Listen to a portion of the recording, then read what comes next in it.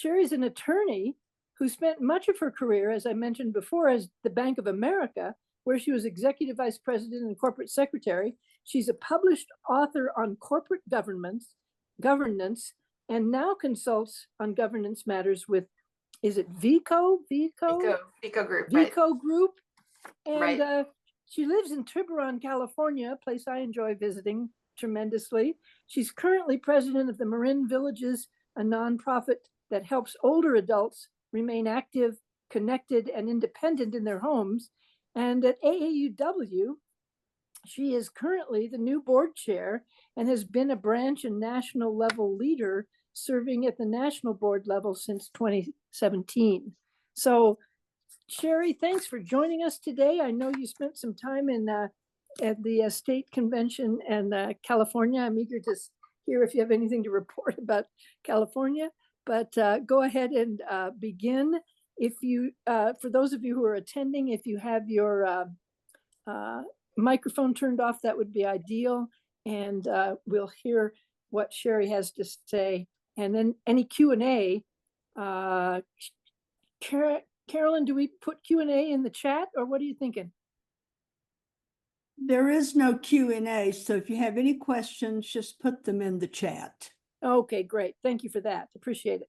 Okay, welcome, Sherry. Great. Well, Susan, thank you so much for that introduction. And also thank you to Carolyn and Jill, your co-presidents, for arranging for me to come and speak this morning. I'm always excited to talk about AAUW to just about anybody who will listen to me. So for those of you who don't know me, I know some of you from Colorado, from other projects, but I'm a 50-year member of AAUW. I belong in 5 different states and 5 different branches. And so AAUW is really, part of my passion and my soul, actually. So I'm really delighted to be able to talk to you a little bit about what's going on at National. This is kind of my swan song because I actually go off the board in the middle of May. And it's been just a real honor to be on the National Board. This is a terrific organization. I encourage you to think about joining a state, if you haven't joined a state committee, join a national committee and think about at some point joining the National Board. It's a challenging job and intellectually stimulating, and of course, lots of fun because it's a lot of AAUW members who are on the board. I want to start kind of with the obvious today, and that is that the world is really changing. Many of our values are being challenged, and many of our hard-fought successes in increasing gender equity are being rolled back. But I also want to be really clear that at AAUW, we believe that when our civil rights are threatened, when equity programs are being dismantled, we're not going to just be silent. We show up, right? Our voices are out there as AAUW women. We remain committed to our mission at the national level and to standing with those who continue to fight for fairness, inclusion, diversity, and opportunity in every corner of the country, including right here in Colorado. AAUW has been fighting for gender equity for 140 years, and we're not stopping now. But these are really difficult times. We're witnessing unprecedented attacks on diversity, equity, inclusion, and accessibility. Higher education, something really near and dear to our hearts as women in AAUW, and one of the most powerful tools for economic mobility. It's being really severely challenged and reshaped by political agendas, not educational values. So, and I know you see it here in Colorado, the University of Colorado at Colorado Springs is one of more than 50 colleges that are currently under federal investigation for potential violations of federal law, prohibiting discrimination based on race in education. These investigations followed a U.S. Department of Education, the February 14th Dear Colleague letter, which you may have heard of, instructing colleges to eliminate diversity, equity, and inclusion programs. This is just one example of an executive order that has attempted to weaponize civil rights laws against the very people that they were designed to protect. I want you to know that AAUW joined a coalition of many organizations calling on the Department of Education to rescind that harmful letter. But here's some great news about where Colorado stands apart. Colorado's Commissioner of Education, Susan Cordova, refused the demand from the administration to certify that its schools had eliminated so-called illegal DEI programs. Instead, she signed a very important official assurance of compliance, indicating that Colorado was fully enforcing the law. Her bold action places more than $1.27 billion of your educational funding at risk, but it sends a clear message that Colorado is not abandoning its values. These moments of bold action strengthen our commitment at AAUW. We believe that access to education is an access to opportunity, right? And we know that across Colorado, many of you are already standing up for equity and inclusion. At the national level, we are moving forward with purpose we've put together two new funds, the Public Policy Fund and the Defend Higher Education Fund. And we're expanding our reach through these programs, our reach to support students and faculty, and working together to uphold the promise of higher education for all. The Public Policy Fund is going to help us meet the moment by allowing us to focus on increasing the impact of our action network. We're going to grow the number of advocates across the country and provide timely, accurate, and actionable information about key issues. The Defend Higher Education Fund is a really bold initiative designed to elevate the issues most impacting women in academia and to fuel our ongoing advocacy and outreach and support for students and faculty nationwide and at all levels of education. We also created the Defend Equity webinar series. I hope some of you have signed up for that. It was a resource for members who want tools and strategies to support fundraising. And all those sessions are recorded and can be used at branch programs, so take advantage of that. There's also a program for how you can participate in advocacy at the street level without getting into trouble. So look for that under the advocacy toolkit. We're not the only ones showing up, of course. There are many organizations, and next week, next week, I think, is the 100th days of the current administration, and there'll be demonstrations across the country. So again, we encourage thoughtful participation in these kinds of demonstrations to champion equity for women and higher education in particular. So your voice really is amplifying the message that we have at AAUW, that higher education matters, that equity for women matters. So, when I want to just talk a minute about sort of what's at stake here to make sure that people understand at the grassroots level what's at stake. So in March, the Department of Education laid off nearly half of its Office for Civil Rights staff, and it closed 7 of its 12 regional offices. Now, the office in Denver still remains open, but it's this massive reduction in regional offices. That means fewer investigations of sexual harassment in universities, longer delays in programs, and far fewer protections for students who are experiencing harassment, discrimination, or denial of accommodations. And it is terminating programming that is getting right at the heart of those kinds of issues and making our voice heard in those areas. It can't come at a really more difficult time because, misogyny is not dead in this country. And in fact, it's kind of resurfacing. So last week, there was a new report right there in Colorado that at the University Colorado at Boulder, sexual assault claims and harassment claims have increased dramatically. So this is at a moment, when things are really changing and not for the better for women and girls. And so at that very point, the government is slashing opportunity to support us. So um, they've also eliminated the ability to use what we call disparate impact as a tool for looking for systemic um, uh, discrimination.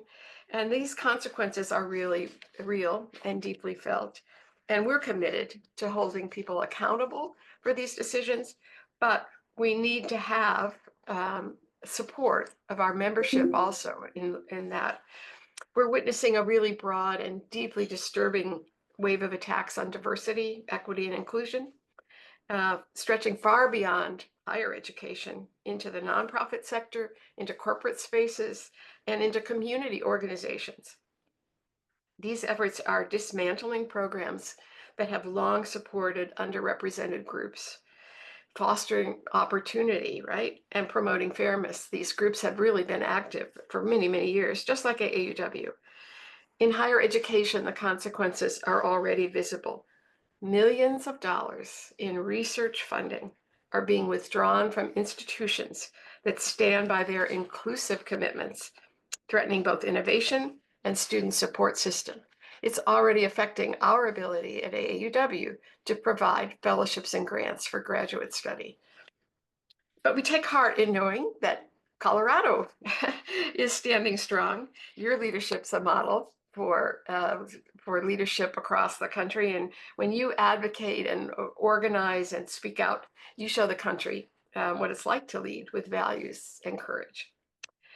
Here's the one thing that sets AAUW apart that can be really helpful to keep in mind. We are independent. We do not take federal funds. We don't rely on federal contracts, or we have a few, but very few. That means we can speak out more easily than many organizations whose very existence is threatened when federal contracts are cut or when federal funding is cut. And we are not unapologetic.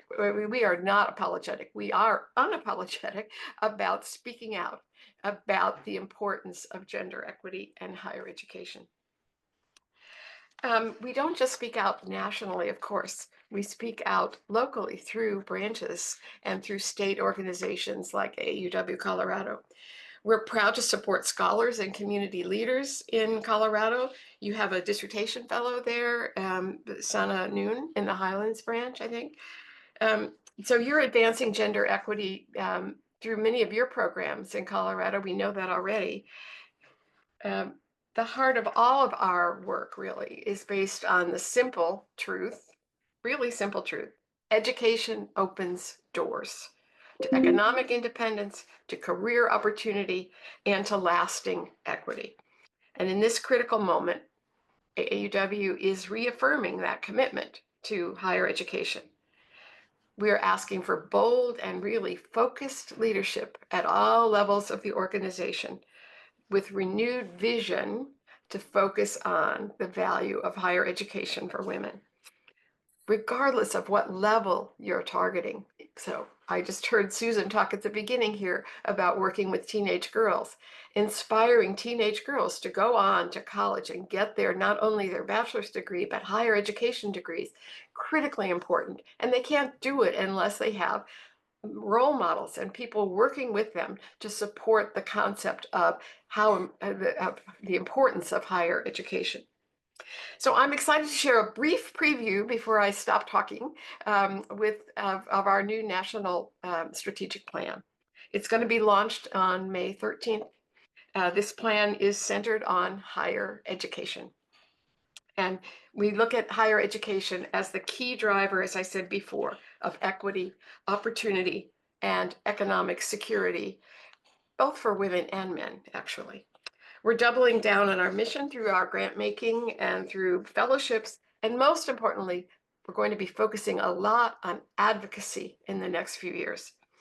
There are sort of three key priorities or three prongs of this new strategic plan: providing critical funding for women in higher education, The second one is removing systemic barriers. So advocating and working at all levels of the organization to remove systemic barriers in education generally, and in the workplace. And third, reinforcing the alignment between national and its affiliates, right? To maximize our impact. By aligning national and local efforts, we're going to ensure a unified approach to help strengthen our impact across the country and to achieve meaningful change. Through federal and grassroots advocacy, investment in local scholarships, enforcement of civil rights laws such as Title IX, and support for inclusive workspaces, all of those things, we are stepping up as an organization to defend every woman's right to education that leads to financial independence and career success. Our collective power is more important than ever. We have the research, we have the reach, and the reputation to be a powerful force for change, but we can't do it alone. Excuse me, I'm losing my voice here. We need each of you, because when branches and national work together, it's a really powerful organization. Our impact multiplies. So with your continued support, we're going to keep breaking barriers for women and girls in higher education. And your work in communities is critical to us, whether you're funding a scholarship or advocating for policies that support women and girls. Your efforts really will help fuel this movement. Now's the time to act, to align our efforts, and to push forward together. That's really the whole fight for gender equity demands that we kind of work together, particularly at this critical time. Now I'm going to have a few commercial announcements here quickly. So one is, don't forget to vote in the national election. We are a membership organization and we rely on our members. We have to have our members vote in order to elect directors, to make changes to bylaws, and to approve our public policy priorities. The national election ends, I think, the 13th of May. You've got an email. It's really simple. Click on the email and vote. It's very simple to do. If you're a branch president, please remember to fill out the branch survey that you received earlier this month. Administrative hassle, I know, but it's simplified, and it also really, really helps the national office understand what's going on at the grassroots level. What do you guys need to do your job, right? And what is our impact across the whole country? Hard to keep track of 600 branches if we don't get that reporting in. So please do fill that out. We need to have a better way to tell the story of our collective impact. Third, don't forget to renew your own membership in AAUW. Membership in AAUW helps us ensure that every woman, regardless of race or income or background, has the opportunity to pursue and complete higher education, something that was important to all of us in our own lives. Think about what a difference it made in your life to have a higher education degree. Anyway, it helps us support all women in their effort to get that kind of education, and in an environment that's free of discrimination. And of course, I'd be remiss if I didn't say, donate, right? Important to donate to AAUW at the national level. Your dues and donations are both critical. Both are critical in supporting our work at AAUW. Dues do not cover the full cost of a membership organization from almost any membership organization. And unfortunately at AAUW, only about 17% of our membership annually contributes to AAUW. It's a pretty pathetic number, actually. We'd like to see more of that. So I'm going to close now and then open it up for some questions. But we are living through, really, I guess is it a Chinese saying that says, you live in interesting times, as a curse. We are living in definitely interesting times. Yeah. Not just for AAUW, but for public education, for civil rights, and for equity in the country. The decisions that you guys are making here in Colorado and across the nation, of course, will shape what kind of future is possible for the next generation. But one thing is really true. We know that progress does not come without people like us making a difference, right? People like AAUW women. AAUW's strength has always come from those who are willing to stand firm, to speak up, to do the work, even when it's hard, especially when it's hard, perhaps. So that's why our sort of national call to action, I don't know if those of you that saw the town hall earlier this year, we sort of say 5 things are important as a roadmap to join, to learn, to share, to act, and to give. That's our roadmap, really. But when you participate in AAUW with those 5 things in mind, you're not just supporting AAUW, you're helping lead the fight for a more equitable future. So the work ahead is really serious. I hope there's time for some humor here and there, right? But it is serious, and our resolve is serious. And I'm really glad that I'm a member of AAUW. I would say probably most of my friends are AAUW women. They've made such a difference in my life.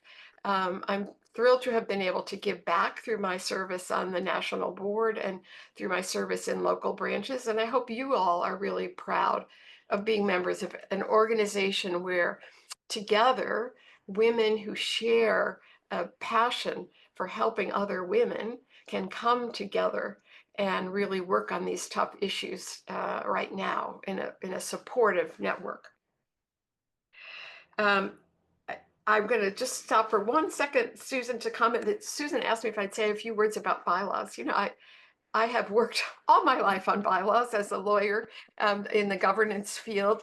I could probably talk hours about bylaws. I'm only going to say a couple words about them here. I know you had a business meeting before I joined you and probably made some changes to your bylaws. The national organization is asking you to be sure you've got your first 7 articles of your bylaws in shape, matching the national's requirements. But let me just say a few words briefly on it, on bylaws. You know, I'm happy to support that there've really been vast changes in how we look at bylaws over the years.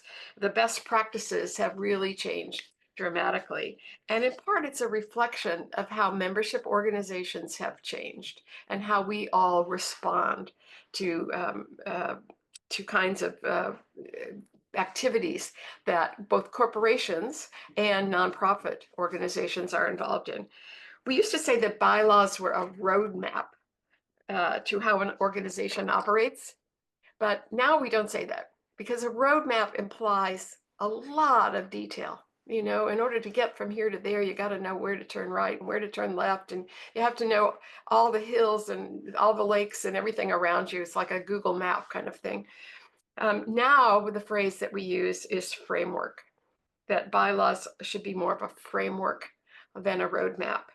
The idea is to increase flexibility and to reduce the need for constant amendments, but without compromising clarity on who is responsible for what, right? I guess you'd say it's the KISS principle, that Yep. keep it simple, stupid, right?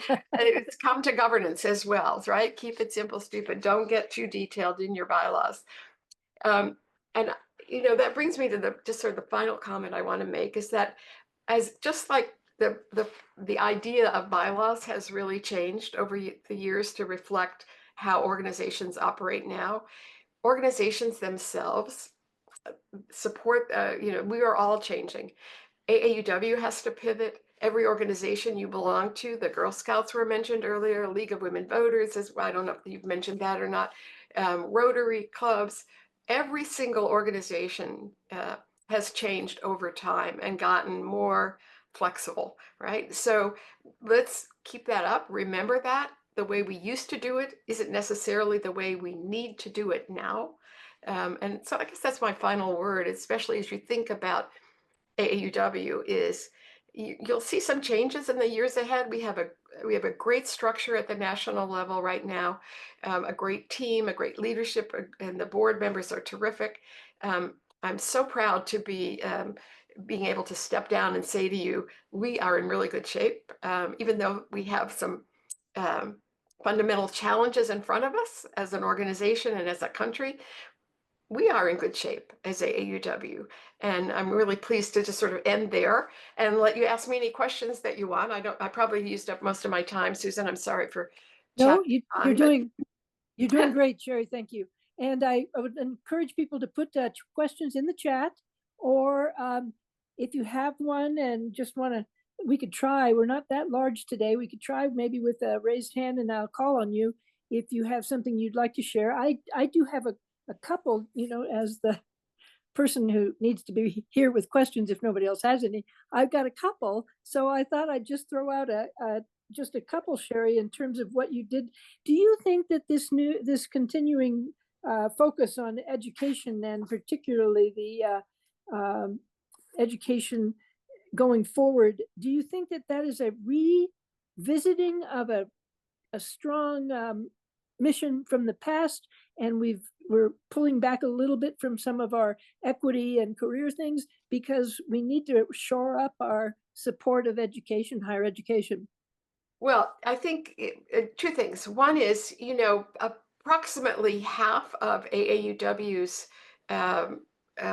budget at the national level is for fellowships and grants that support higher education. Okay, So from a strictly speaking focus of the national organization, it makes a lot of sense because that's where our members have supported us, right? Mostly there, to focus on higher ed. But it's really more about the time right now. The time is, it's so difficult at the moment for, if you look at the educational structure in this country, and what has made the most difference in people's economic security, it's higher education. Now, it's not for everybody, but higher education is really foundational to how this country has operated, and it's a critical factor right now. So that's part of the reason for the focus. But right, it's also honing our focus because as AAUW women, we have always focused on higher education as a pathway to success, right? So right, right. Thank you for sharing that. Could I just throw in one thing that I noticed that sometimes we have members say people don't seem to know about AAUW. They hear about it, but they really don't know who AAUW is. Do we right. have any way of that at the national level that we would be doing more, I don't want to say marketing, but kind of recognition of who AAUW is? So, this is a perennial question. So, let me just say that in the national nonprofit arena, all right, at that level, and the sort of go-to, who calls us from CNN, who calls from USA Today, AAUW is very well known, Yeah, right? And in the DC area, in Congress, in federal agencies, AAUW is known. We are kind of a go-to source for certain things, particularly for pay equity and for equity in education. great. So we are known there. Now, we're not in your local newspapers, right? But we are on social media now. We're very much alive on social media, on LinkedIn. I'm not a social media person. I don't get it. I don't have the time of my day, but we are on all of the major social media um, platforms, and so we're out and about that way. You guys can repost it to locally. It's really easy if you're on LinkedIn or I think Facebook. You can take an AAUW post and just repost it and amplify our voice. That really helps to have people do that. We're working on how we get even more simple messages out so that so more people are picking them up because, as you know, everybody's reading short little bullet points these days, not long messages. So, but yes, we focus on that a lot. But the main way we're doing it now is through social media and through I think Gloria spoke to, I can't remember, it's in the annual report. If you look at the annual report that came out, there's a whole list of how many interviews she gave to national press, how many places she spoke as a national spokesperson for AAUW. It's quite impressive. Okay, cool. I appreciate that. I do have a question here from Janet Knox, who wonders if there's a link to a resource that could help us simplify bylaws at the branch level. No. I wish there were. So two things about that. One is every single state is different, right? So the laws of every single state are different. So you have to look to your local laws Okay. for this kind of thing. But and a lot of states have nonprofit associations that will put up sort of model bylaws for the state. The real issue on that is when you start thinking about bylaws, ask yourself, can you live with these bylaws for the next 5 years without making any changes, right? And then that's kind of the guiding principle there. And then what's the most important thing that you want your members to have a say about in your organizational structure, because you're a membership organization. So merging, right? Dissolving, changing the name. Those things are all kind of things, that critical things that you want your membership to have a say about. But you may not want them to have a say about how many officers you have, right? Maybe. So think about that. It's just sort of what's really critical. Those are kind of the guidelines. There are lots of resources about bylaws in general, but the key issue is, what does your state require? Okay, I appreciate that. Yeah. Yeah. The bylaws are not my forte, so I appreciate any input that could help understand the bylaws. Oh, I write do them in have plain a- English too. Write them in plain English. That's the main thing. Jill Susan? Smith is asking, how likely Susan? will the current member vote, require another mandated change for the affiliates bylaws? No, the current member vote is really just minor cleanup, things that we just didn't think about. For example, our board chair term is 2 years now for the national board, and just because of term limits and things, it didn't work out. So I took a 1-year term. I should have had a 2-year term, but there was no mechanism, nor did I volunteer to take another year. But we want to be able to have that possible, because it's a hard job to do a board chair position for just 1 year. So that change does not affect the first 7 articles of your bylaws. So you can make your bylaw changes regardless of what happens through this membership vote. Thank you, and that's good to know. And Susan, our state bylaws chair had her hand up, and I'd really like Oh, her I didn't to see that. Thank have you, a Jill. dialogue with Sherry. Okay, thank you. Sue? Can you hear me? I Yes. can. Okay. All of the branches have received some materials that deal with the purpose of bylaws and the updating of bylaws. Each branch has to decide on their own how they want to govern within the basic AAUW guidelines. Right. So I'm pleased to say that all of our branches have indeed updated their bylaws according to the mandates that were done in 2023. I'm also pleased to say that 5 of our branches have updated their bylaws and taken a serious look at their governance and how they want to tailor the bylaws to what they do as an organization. I'm hoping that the other branches in the state, the other 6, will also take the opportunity to take a serious look and update their bylaws. Thank you, That's Sue. I appreciate that. Thank you for putting that in. Sorry, I missed your hand. That's okay. I have a question here from Sue Ryden from Aurora. Has there been any effort to include the skilled trades in the discussion of higher education? Yes, indeed. When we do that, as long as mainly through accredited institutions. So a number of accredited institutions, we're very concerned about people being diverted to for-profit I don't know what to call them, programs that Yeah, don't proprietary schools, I think, yeah, proprietary. that don't end up really moving the ball forward, but put you in debt. So we look at skilled trades through particular union programs that are where you get a certification through a union that is a pathway to a job, or through a higher education. There are many higher education institutions that are now offering sort of trade related programming, licensing, certificates. For example, physician's assistant jobs. I can't remember some of the other ones that where you're not necessarily getting a bachelor's degree, but you're getting a certificate.